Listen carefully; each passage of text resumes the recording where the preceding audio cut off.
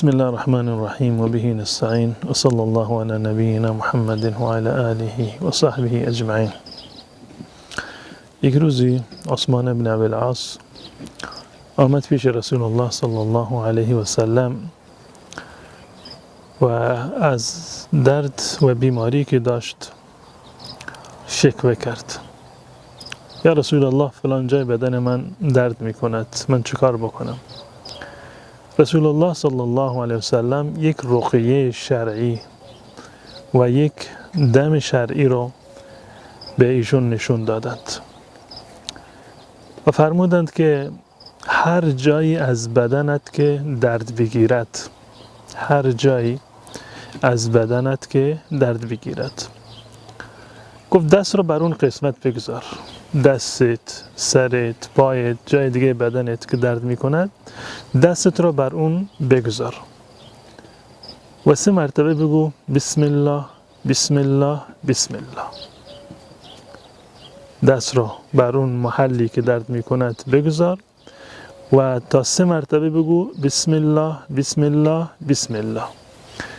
بعد از آن بگو تا 7 مرتبه این رو تکرار بکن. اعوذ بعزة الله و قدرته من شر ما اجد و احاذر. اعوذ بعزة الله و قدرته من شر ما اجد و احاذر. این دعا را 7 مرتبه بخون. این یک رقیه شرعی هست. همه شما نیاز به این دارید. معمولا دیده می شود که مردم سوال میکنند که ما میخوام بریم پیش دعانویسی، پیش ملایی برای ما تعویضی بنویسه، دم بکنه، دعایی بکنه. همین دعا رو خود شما بخونید. این نسخه‌ای هست که رسول الله صلی الله علیه و سلم برای ما بیان کردند. هر کسی رو هر کجای بدنش که درد بگیرد، آن چیزی که از رسول الله صلی الله علیه و سلم ثابت هست این است که دستتان را بر روی محل درد بگذارید، بسم الله بسم الله بسم الله و 7 مرتبه بگید اعوذ بعزة الله و قدرته من شر ما اجد و احاذر.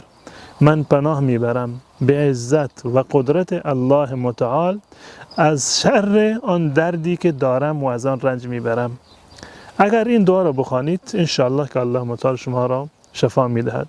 عثمان بن ابی العاص میگوید که من این کار رو انجام دادم و اون دردی را که داشتم الحمدلله اون دردم شفا یافت و از بین رفت. میگوید بعد از این همیشه من فرزندانم را، اهل و اولادم را همیشه توصیه میکردم که این دعا را بخونن. پس بنابراین شما هم این دعا را یاد بگیرید، هم خودتون و هم فرزندانتون وقتی که بیمار میشوند، هر کجایی از بدنشان که درد گرفت دستتان را بر اون بگذارید تا 3 مرتبه میگید بسم الله بسم الله بسم الله و 7 مرتبه این دعا را میخوانید که اعوذ بعزة الله و قدرته من شر ما اجد و احاذر و مطمئن باشید که انشاءالله الله متعال اون درد را شفا خواهد داد.